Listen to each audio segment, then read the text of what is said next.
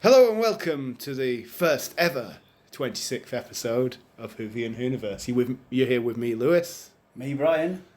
And? No Jamie today. No Jamie, unfortunately. So Jamie has been called away once again. He's having some issues with Idris in the hospital. Yeah. Idris being his newborn son. Best wishes to get well soon, Idris. Get well soon. Okay, so that being said, dum de dum de dum de dum de dum de dum de dum de dum de dum de dum de dum de dum de dum. Ooh, ooh, ooh. You know, Jamie is right. You are all over the place. I cannot hold a tune. Yeah. I can bear a grudge with the best of them, but I can't hold a tune. Yeah, fair enough. Right. Okay. So on to the first topic, which is voting in the TARDIS. And the question was, what is the scariest Doctor Who villain? So, Brian, your thoughts on this? The scariest Doctor Who villain for you? Yeah, for me it was the Weeping Angels. Really? Yeah. Honestly, I wouldn't have gone there. I wouldn't have gone Weeping Angels, you know. I was with Jamie on this one, and the Vashta Narada were possibly the scariest thing I'd ever seen. I also liked the silence. The silence creeped me out. I believe I said in last week's episode that the silence, just the first time you were introduced to the silence, it really, it was really sort of daunting, and but the Weeping Angels seem to have got it. The Weeping Angels are at 64%, an absolute landslide. Possibly the biggest margin of victory. No. Remember Torchwood last week? Oh, of course. Torchwood 70% of the vote it took. I wasn't here last week. Oh, right. That's so. Yeah, I mean, this is possibly the second largest landslide we've had on the show. So Weeping Angels at 64%. You guys really thought the Weeping Angels were that scary. To be fair, I can sort of see where you're coming from, but as long as you're looking at them, it's fine. You can't blink. Blink and you're dead. Blink and you're dead, I suppose, yeah. And hence the episode, named Blink. I just on an aside with the Weeping Angels, I had Don't Blink, Blink and You're Dead as a ringtone. Yeah. And I was once walking through a darkened room, because at a friend's house, you had to walk through the room, switch the light on, and that came. Someone sent me a text at that exact moment as I was standing in a darkened room, and it scared the bejesus out of me. Yeah, I can imagine. Right, so the second one was the Vashta Narada, and I think Jamie called this one in the previous show that, people may not have known the name of the Vashta Narada, and therefore that's why it got such a low rating in comparison to what it would have done. But I mean, a flesh-eating entity that pretty scary. Yeah, that eats you from your shadow. Yeah. It was quite scary, and as well, they're not that present in. I think it's one episode. You only ever see them in one episode, and then they're gone. Silence in the Library, wasn't it? Yeah, when the Weeping Angels, you actually see in many episodes, and they are in many story arcs. They're older than time itself, of course. So just to say, Vashta Narada 16%, the Silence only got 13%, and the Daleks came in last place with 7%. I think we called the Daleks being in last place because I never saw the Daleks as a scary enemy. Some people did. I remember speaking to my mum about them once. I believe it was my mum anyway, and she said that back in the day the Daleks were seen as terrifying. Were seen as something to be scared of. But I think they've become more like comic relief now in the almost. Yeah. So we have had comments as usual on the poll here, and Bri, I think I'll let you read the comments. Let my vocal talents rule the airwaves for once. I am, yes. Now this name I might get it wrong. It's at Quirrellus, is that? I would say Quirrellus, yeah. Quirrellus, at Quirrellus, and take it away, Brian. Let's go for a Scottish accent. Thank you very much. Scottish. All right. I voted Daleks because Moffat's demons have the virtue of casting shadows in your real life. Are we going Jamaican there? I'm sure we are. Daleks. Daleks. Maybe Aussie a little bit. Daleks. Channel the Scot. Channel your Scot. Haggis. You know, haggis is actually from England and not Scotland originally. And kills aren't Scottish. Porridge isn't Scottish. The poor Scots, you know. Daleks have that ridiculousness, like a nightmare that terrifies you. But upon waking with a cold sweat and panting, seems it ought to be more funny than scary. And yet, I think I just about pulled that back at the end. I think you did, yeah. Let's see. I think that, you know, Daleks seem to be more of a comedy relief these days, as we were previously saying. But I could sort of see where he's coming from. But I'd never, you know. If you'd asked exclusively classic Who fans, yeah, I think Daleks. Well, obviously because Weeping Angels signs now. But if you'd ask classic Who fans, say Daleks, Cybermen. Yeah, and Sea Devils or something like that. Silurians, for example. Yeah. Then I think Daleks would have finished a lot higher. Yeah. Well, in classic Who, Daleks were more. They were mean, you know. They were mean.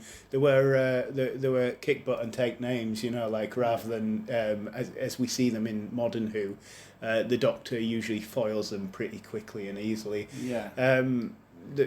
There are episodes where you think, the Daleks are a force to be reckoned with, but then there are most of the new Who episodes.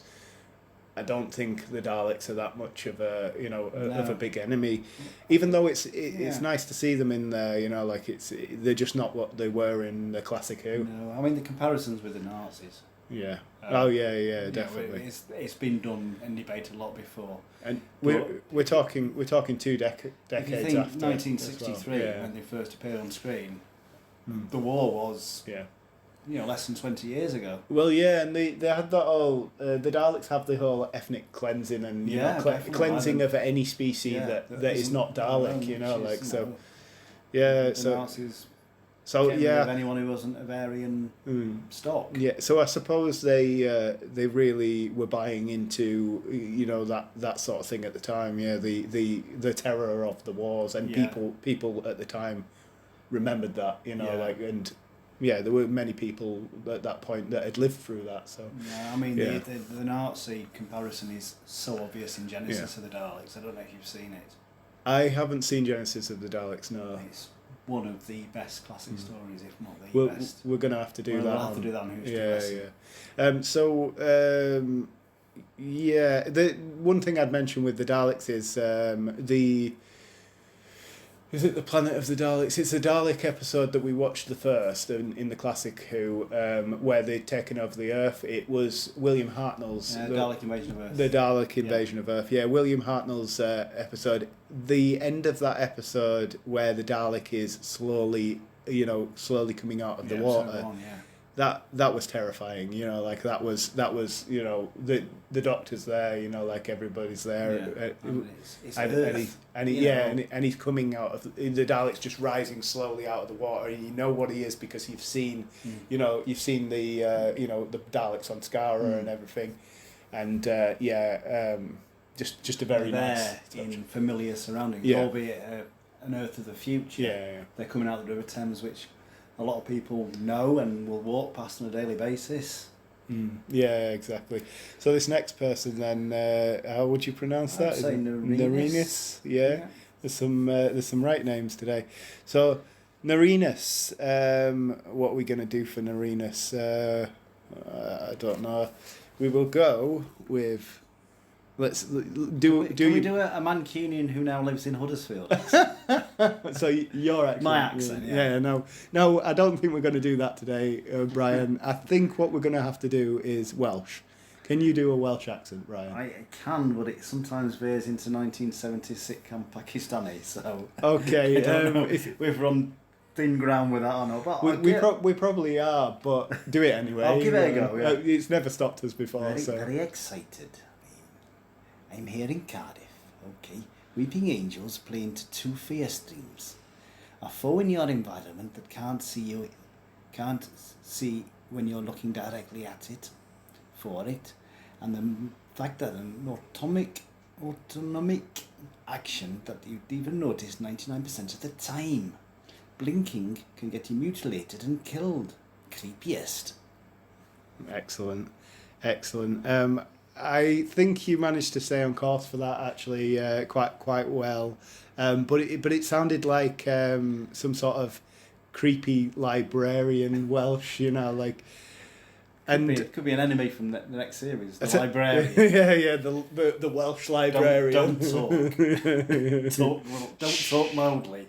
Yeah, it could just be called Shush. Yes. Yeah. Okay. We'll sign this in the library. Yeah. There we go. LinkedIn. All right. So let's see here. So what's this? The Weeping Angels play into fear. Yeah. That's very true. You know, like they are. They are creepy in that sense that you can't stop looking at them, and they can surround you pretty quickly. They seem to almost move. Well, they are. Move instantly. Yeah, they seem to. They seem yes, because you're never gonna be able to see them. You never see the movements in the show at all, do you? So. They just see one walking across the background. Yeah, and I suppose that's what makes them creepier because you don't see the movements. They're just there in your face as soon as you're not looking at them. Okay, so it's at Stellarium _C Stellarium _C Daleks. How are we going to do Welsh? Try one of maybe this is Welsh. Let's try a Welsh accent again. I tell you for why. Daleks, they're relentless in their efforts to kill everything non-Dalek. And they only feel hatred and anger. Only to destroy. They seek only genocide. They are a nightmare. A living nightmare. Best Welsh I can do. Sorry for all the Welsh out there. Mine. And I tell you for why... that's the best thing to say in a Welsh accent is I tell you for why. I just love it. Right, so I think we were talking about this one a little bit earlier. That the only thing they seek is genocide, and I think it still rings true in the new series that they just want to kill off anything that's not Dalek. However, as I said before. Still think they're a bit of a comedy relief enemy in Modern Who than the actual terrifying Dalek that was classic.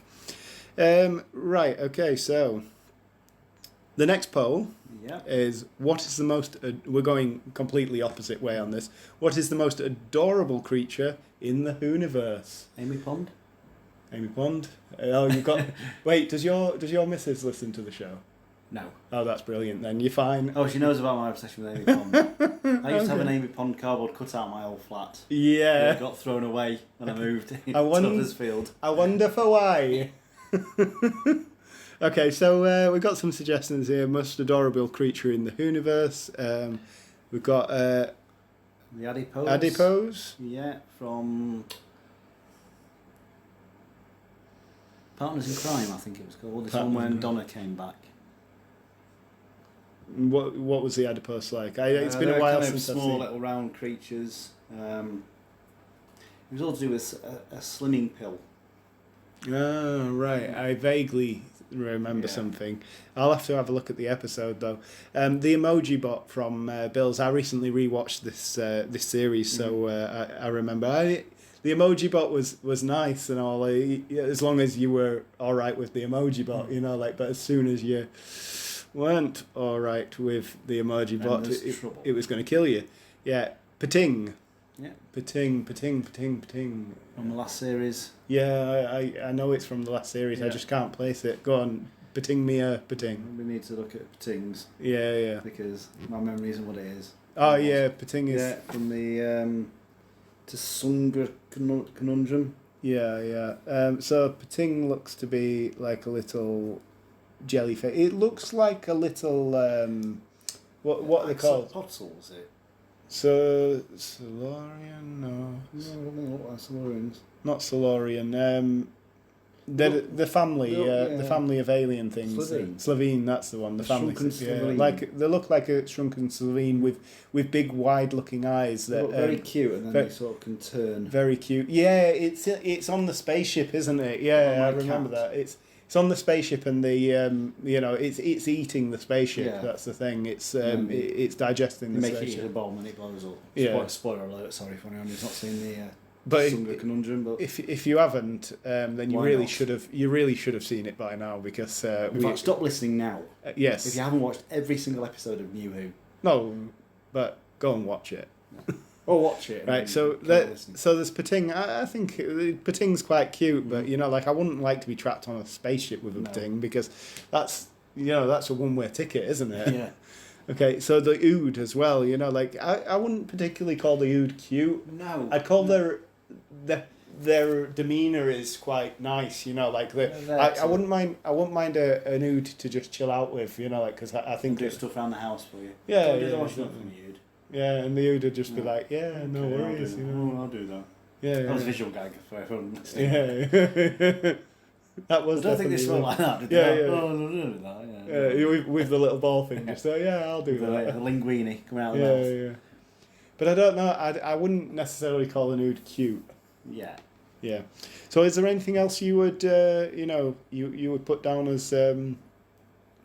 No, I mean, I think that's a fairly comprehensive list of the cute creatures from. Yeah, I think Jamie's stretching it a little with putting the Ood and the emoji bot in there, because the emoji bot was cute, but it also. But he's had a lot on his mind, so. It also looks to murder you every now and then. Right. We'll go with that. Those four. Yeah, those four are the choices then. Yeah, if we think of any others in the meantime, I might change it. Yeah. I might have a quick Google and see if we can see anything else, before we put the poll up. As ever, it'll be up on the Twitter sphere for anyone who wants to vote. And most probably done it tonight, isn't it? Okay, so what's Jamie put for this one? Obviously, choose your own. Just make sure the adipose stays in the list. Discuss the. Oh, this is for us. This is stage direction. Yeah, this is stage. But hey ho, I'm sure Jamie can edit that out. I'm sure he won't though, because he likes it when we make fools of ourselves. So. No, right, so here we go for the Whovian News Network. With no theme music. With no theme music, because we don't want to get sued. No, by Trevor McDonald. Yeah, sorry, Trevor. We are very sorry. Big fans. If you did a podcast, we'd listen to it. Wait, doesn't he? He does the news. I don't know if that's a podcast. Right. So today's news is a bit of two-parter. So. Basically, I'm going to have to recite the first part of it from memory, because I figured that I would look at my phone for this part, which I have ready and waiting on my phone. However, the problem is we've decided to record the on your phone. Podcast on my phone. But basically, there's chatter. The Radio Times are doing put a story up about some sort of Doctor Who. Torchwood crossover movie. Yes, I've heard about this. There's no confirmation. Let's put it that way. It seems to have all come from John Barrowman. Yeah, well, that's it. John Barrowman was talking to the Radio Times. He seems to have emailed them, and he's been saying that he was speaking to Russell T Davies some award ceremony. He can't remember which award ceremony. Quite convenient, John. And now him and Russell T Davies were discussing what might happen in a Doctor Who Torchwood crossover movie, and possibly getting the gang back together for doing this. Now the thing is that if you were gonna get a Jack. Tennant's Doctor and Rose Tyler back together. Their story arcs ended in completely different directions. Rose ended up in an alternate dimension. And then she came back. Did she come back? Came back in the finale two. But she had to go though. Did she have to go back again? She had to go back again. Yeah. So. Something about her being stuck in that. I don't know. Stuck in that dimension. I can't fully remember. I need to watch Tennant again. I am going to watch Tennant so I can be current on Tennant as well as the rest of them. But Yeah, so the main issue that they're going to find is bringing all the characters back into one place at one time. How did Jack's Captain Jack's story arc end? He just went back to. So he's. Oh, this would be a Torchwood thing, wouldn't it? Yeah, I never watched all of Torchwood, so I only caught a few episodes. So I've tried to put Series 4 Torchwood out of my mind. Yeah. As if it doesn't exist. Was it that bad? Oh, it was awful. Oh, right, okay. It's when Americans get involved. Sorry, when American viewers, but I don't like American sci-fi. Yeah. Okay. I don't think you're very good at it compared to the British. So that's the main problem, getting all the characters back into the same place at the same time. As we know, David Tennant's Doctor regenerated, and he's regenerated a number of times since Tennant's incarnation. But that's not really been an issue before. We've seen crossover episodes with Doctors come together, and we've seen episodes where a character has met up with an older Doctor after their allotted time. So that's not I think we could see a right around for that. Wibbly wobbly timey wimey. Exactly, wibbly wobbly timey wimey thing. That being said and everything, there were a few proposed storylines. Mm-hmm. One of which was a continuation of the storyline that was last played out in Torchwood, and Doctor Who and those storylines joining together. But they may waste a lot of filming time trying to just put the characters back in the same place, so that needs to be done quite quickly and effectively. But after this has aired, Tennant has come out in saying that he's on board for it. He wants to do it, But Tennant's always been that Doctor who wants to get in on the action one last time. He loves the role. And how's the work dried out for Tennant? I don't think so. He's doing well at the. He's doing a lot at the moment. I think he's just. I think he's just so in love with the role that he really believes that he is the Doctor. That's the thing. But basically, he said. Tennant said that the idea of something similar to the anniversary special, which was pitched in the Radio Times thing, where Jodie, Peter, Matt Smith, and Eccleston would get back together, would get back together with him to do that sort of thing, would be wonderful. But the problem is you're counting on Eccleston getting back in with the BBC, and that is not going to happen. You know what I mean? I think you could get Jodie, Peter, Matt, and Tennant, David back in, but you're never going to get Christopher Eccleston back on BBC set. He hates the BBC. We've covered it in previous news. He is not a fan of the BBC, and I think they would have to offer him some serious dosh to get him there. Serious money. He's got a few quid stashed away, I suspect. Yeah, that entire, the 10 years that the BBC blacklisted him, he was in America making movies, so he's doing all right. He's probably doing all right. I'm not fully up on what he's doing at the moment, but if you're listening, Christopher, let us know. Yeah, send us an email. What was the email again, Brian? Go ahead. It's the Whoniverse Show at gmail.com. So the Whoniverse. Yeah, Christopher, if you are listening, send us an email to thewhoniverseshow at gmail.com. Yeah, if you want to call in one day, we'll do the podcast with us. Yeah, we can arrange that. Just email us at the email address there, and we'll happily have you on the show. Any of the doctors who are listening. Any of the doctors, any of the companions. Yeah. Anyone especially from Doctor Who. Maybe not Amy Pond, because I wouldn't be able to deal with Brian if it seems he's on board in a big way, and I would love to see this the crossover with all of the new Who Doctors. It would be amazing. What would you think? What would you think of a storyline? Should I say, if they all got together? How would it You can. Multi-story doctors can be dangerous. Yeah. They can be either very good or very poor. Yeah. And just having a multi-story doctor for the sake of having a multi-story doctor as an anniversary special. I think I would probably be in favour of it if it was written well. Yeah, yeah. As long as it wasn't dimensions in time for our older listeners. Mm.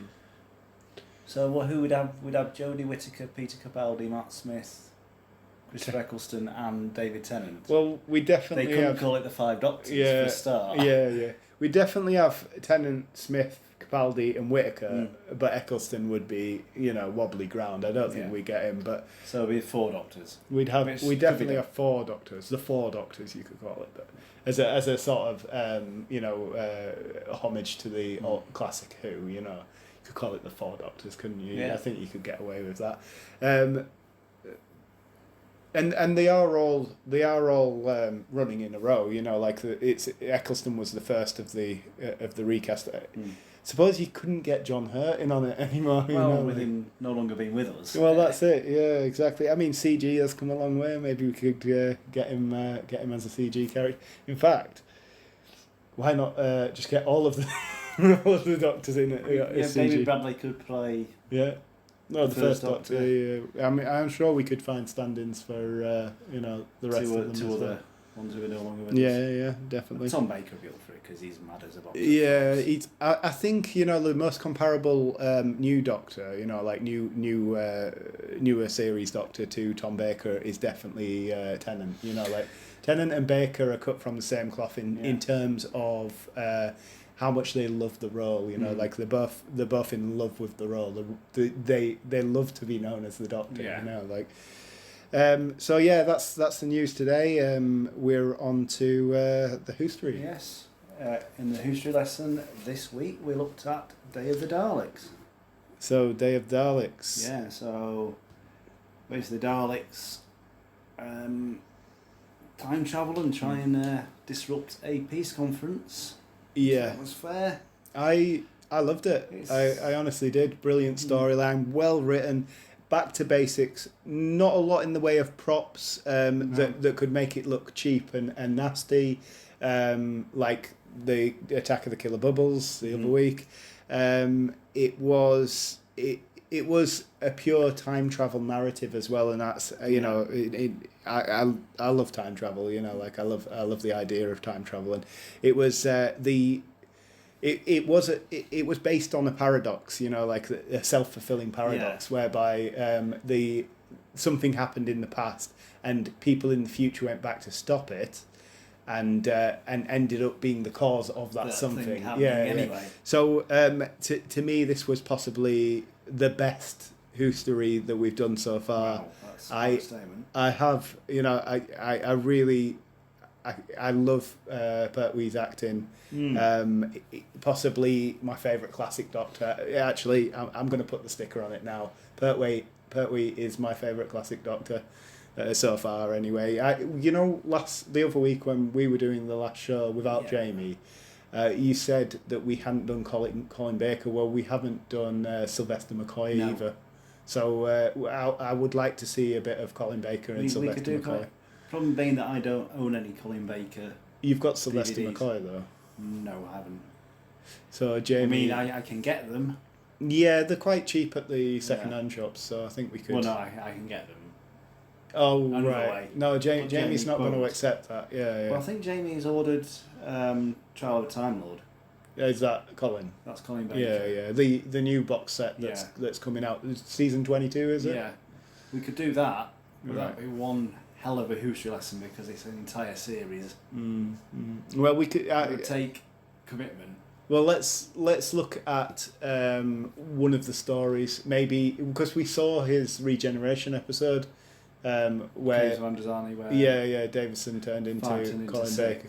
Yeah, so why not try the first episode afterwards? Because at that point you're getting used to a new Doctor, aren't you? So, and I think I did promise Colin Baker when I met him. Yeah. Clang. that we get a history Just lesson. pick those names up, Brian. Yeah, I would do a history lesson on one of his stories. Yeah. So we could do the Twin Dilemma. I don't know. How did he take that, by the way? Was he happy? He said he was very pleased that people remember him as a Doctor. Yeah. And how much better classic Who is than New Who. Did you make him aware that he's your least favourite? I thought better of mentioning that. Well, the thing is, you were saying the other week as well that you're going to have to review Colin Baker as a Doctor because I think your view of him. You said something about your view of him being prejudiced or something like that. Yeah. The thing is, I think I felt the same about Capaldi's Doctor. Mm-hmm. I saw his episodes as not so good because of the backdrop of Matt Smith. So it's possible that you had some similar thing with Davison. Comparing him to Peter Davison. Yeah. But then again, I was comparing Peter Davison to my favourite classic Doctor, Tom Baker. Yeah. Well, everybody's favourite classic Doctor is Tom Baker. Mr. Well, yeah, Mr. Controversy. I do like Tom Baker. I think he's crazy, wacky, and his acting method is kind of wonderful in many ways. But yeah, I like Pertwee's classical style. He's just cool. He's a cool Doctor. He was an action Doctor. He was described as kind of the James Bond of all the Doctors. Doctors. Yeah. And he was quite a guy, John Pertwee. I remember reading an interview with him. He's ex-Royal Navy. Oh yeah. He's been on all sorts of secret missions during the wars. So yeah, he was quite a guy. Excellent. But Day of the Daleks. So you enjoyed it? I thought it was, as I say, the best. Yeah, it's a unit story. You can't go wrong with classic unit stories. Really. So in Capes out of 10? Okay, we're going Capes out of 10. Well, yeah, I'll it's let you, Pertwee story. I wanna give it a 10, but does anything deserve a 10? Does anything something bad about it? There's got to have been. I can't. Captain Yates is a bit of a get in it. Even then, like a character can be horrible. I'm not too bothered about that. I liked the part where the person who is working for the Daleks, the controller, goes against them. I really liked that because it's a twist in the story because you don't particularly hate the controller, no, but you dislike his character because of what he's doing. But he's when kind of Quisling type character. Yeah. So he's sort of doing it for the traitor. greater. But he's doing it for the greater good. He doesn't want the Daleks to wipe out all of humanity. No. So he wants humanity to survive. But is he like the Liberal Democrats in the coalition? Yeah, exactly. Except he's got a spine. Yeah. This will mean nothing to our American listeners. Definitely, I think he is. He's definitely that sort of character whereby he says he's doing it for the people, and then fails to do so for so long. Yeah. We've said we'd always stay clear of politics. Oh yeah, we probably should. We bring them up quite often though, as the current PM we've got, we would prefer to have Harold Saxon in charge now, wouldn't we? Rather than Boris Johnson. I think so. The Master would be a step up. At least he'd be honest about killing everyone. Right. You mentioned the controller. Yeah. He was played by a character called Aubrey Woods, who, if you've ever seen the original version of Willy Wonka and the Chocolate Factory, he plays the candy store owner. Oh, does he? Let's have a quick look. So there he is in Willy Wonka. Oh, yeah. That's cool. He also appeared in an episode of one of my favourite drama series, Alfieda's Aim Pet, as well. Oh, yeah. I've seen clips from Alfieda's Aim Pet, but I've never seen it. I need to find two like-minded fans, and I'll do my own Alfieda's Aim Pet podcast on Alfieda's Aim Pet. It would all be classic Alfieda's Aim Pet, of course. So I'm going to give it 9 because I think it's a fantastic story. I'm going to give it 9.9. 9.9. 9.9. Because I don't want to give a 10. Yeah, because if I see something else, I'm going to have to give it 10.1 then, and that doesn't, out of 10 really, But yeah. I don't think you'll be giving any Colin Baker stories 10 out of 10. I'm going to be honest with you. Well, we'll find out. We'll get there. Okay. that regeneration scene though of Colin Baker's is like, I didn't know that the Doctor could be a douche, you know, like, and he's like, she's like, oh, that makes you sound like three eyes in one sentence. Makes you sound a rather precocious young lady. Egotistical. Yeah, he says egotistical young lady. And then change, my dear, and it appears not a moment too soon. I thought that showed so much promise. I thought, wow, this Doctor's going to be really dark, and you know, it's going to take a whole new direction. But did he just turn out to be a bit of a git? Yeah, fair enough. And I censored myself then. I wasn't going to say. Yeah, I think I was trying to think of a PC family friendly word to say, but I think git is the best we can do. Yeah. So we're going to do Connie Baker's first story. The next. Oh no. We've got Warrior. We're running behind because of various absences. Yeah. So we're going to do what? Warriors of Time. Time Warrior. The Time Warrior. The Time Warrior. Is the first story featuring the Sontarans. Yeah, I have actually watched the first half of the first episode of this because we were meant to get legit on this for this, but I mean we would have been talking about two stories. Could have been confusing and. Yeah, I mean, next week I'll be legit on that, and it's got promise. I'll just put that in there for now. It's got promise as a storyline. I like. Recognise the Star Wars actor in it yet? No, not yet. I'll be on the lookout though. Yes, the guy who played Boba Fett. Right, really? Yeah, I'll wait. Boba Fett? Isn't Boba Fett like wearing a helmet? The guy who's inside the helmet, Jeremy Bullock. How am I meant to recognise the? You might recognise the name from the credits. Oh, right, okay. Well, okay. So moving on then, we've got Gallifreyan Gabble, Gallifreyan Gabble, okay. Just one email this week. It's from Emily Stevenson in Cornwall. Wasn't Emily on the Oh, you weren't here, were you? Right, so her email, how do you do a Cornish accent? Is it like Shropshire? It's all OR and a cider and ice cream on the coast.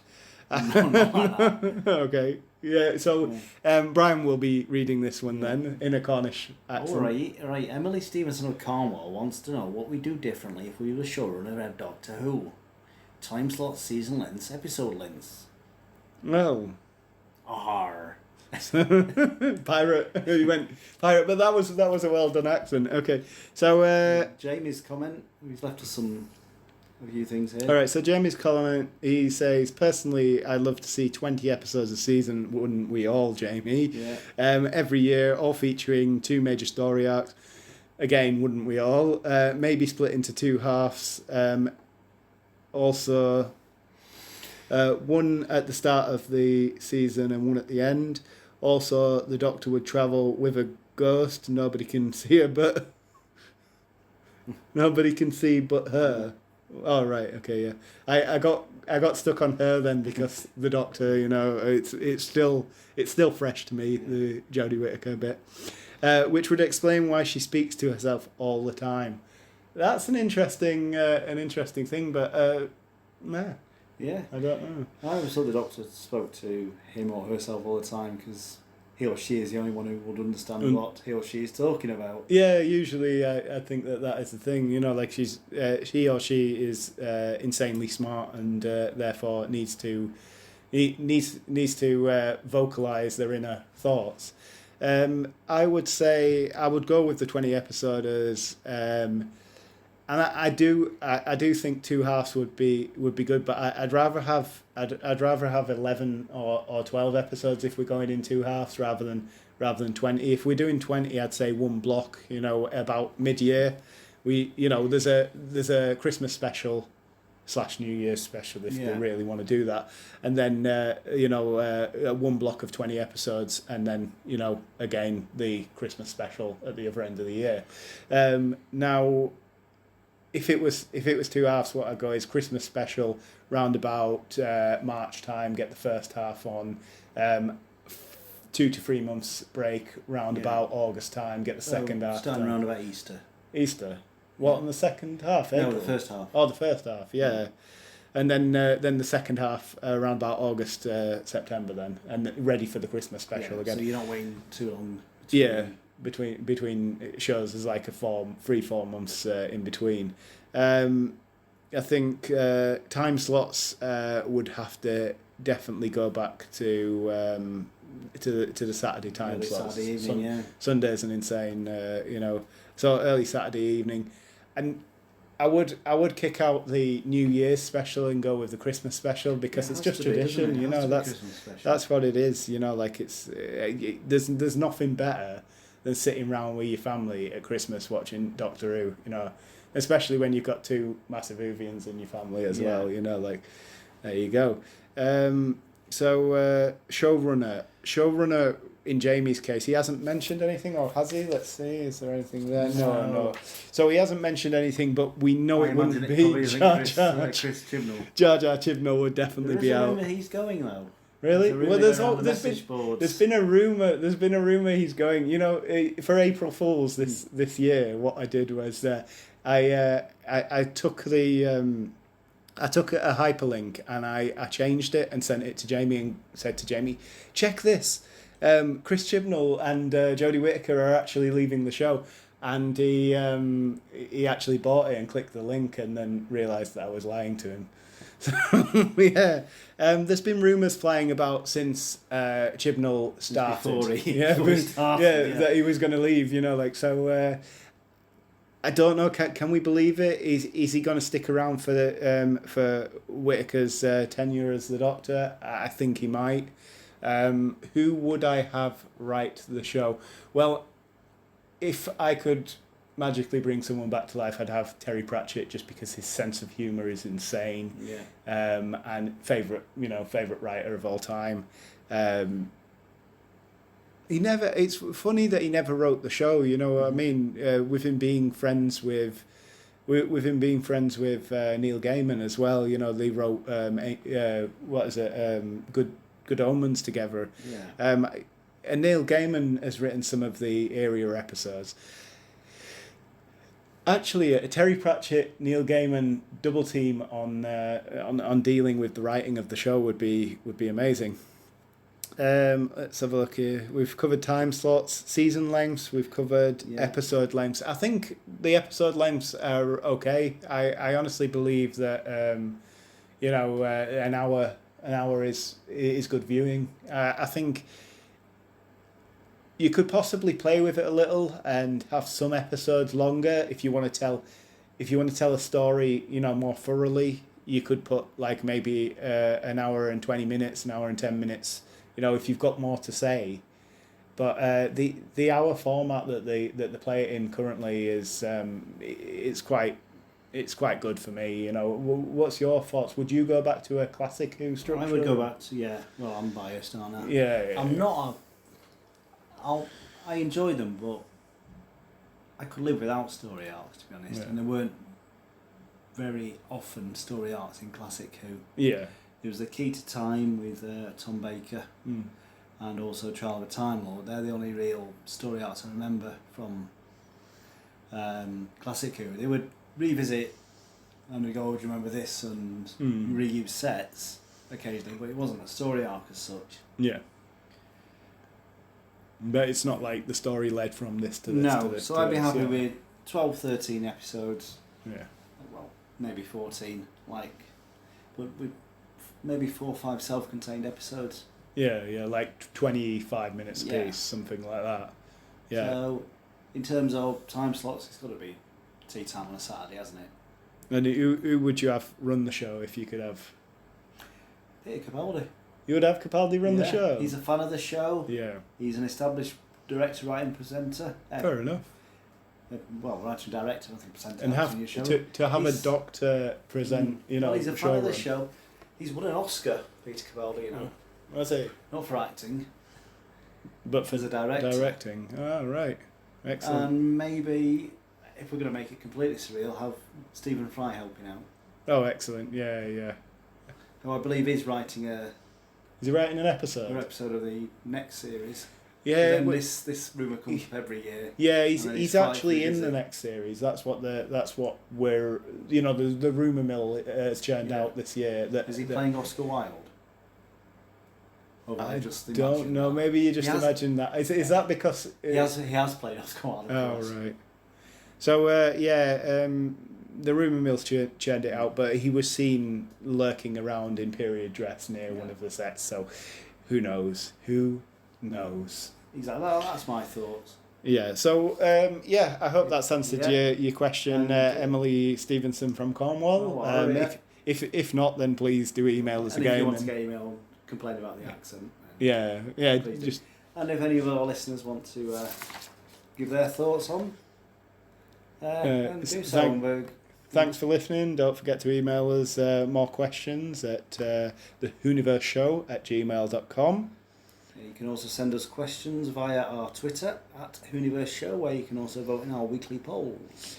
Thanks to Zip Farm for the amazing logo. Still not sure if you can hear us. Zit juice in your ears again. Hope the zit farming's going well. Hope that all the little baby zits are growing up big and strong. Are we aware the effect of Brexit's going to happen on the zit farming? Because they're getting massive EU subsidies. Yeah, that's the thing. They are down in the main bulk of our zit farms are down in Cornwall, and the Cornish really do get a massive amount of the EU subsidies from. Farming subsidies and that sort of thing. So. Well, we hope you're all right. Right, hope you're all right, and I hope the zit farming's sustainable. I mean, if the zit farming isn't sustainable, then you could always take up a career as a logo designer or an artist in general, because that logo is brilliant. It is amazing. Okay, so I like waffles apparently. Do you? Yes, so it says here in the script. Yeah, there's someone that I'm forgetting that always, I was remember associated with liking waffles. He always used to say, "I like waffles." I like waffles. What happened to that guy? Waffles. What happened to that guy? He's off. He's off in his own adventures. Yeah. Okay, so you can follow Brian here at B007. Yeah, it is B007. Yeah. Follow Lewis in real life, but please don't. Please, this is honestly, if somebody starts stalking me because of this show, then there's gonna be trouble. Yeah, you two. I've got recorded evidence. You're telling them to do it. Yeah. So you do have a Twitter handle. So Lewis, don't you? I do. Yeah, it's lbrook14 at lbrook14. Sorry for the listeners out there. If you do want to message me or follow me.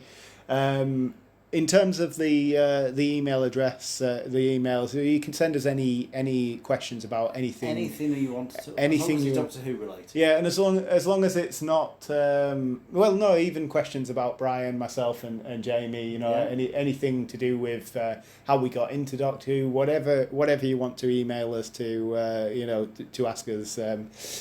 We will do endeavour our best to answer. So you've been listening to the Whovian Whoniverse. Have a week!